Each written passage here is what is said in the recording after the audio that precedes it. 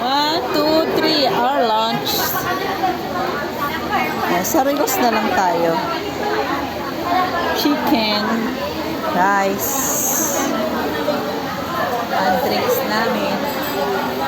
At ang sponsor ko, ayan. Oh. Ayan guys, si Malu Andrade yung nakakakain ng day off tapos hindi bumubunot sa bulsa kasi hindi naman tayo nang buburaot, sila yung bumibili. Oh, matagal na kaming hindi nagkita niyan.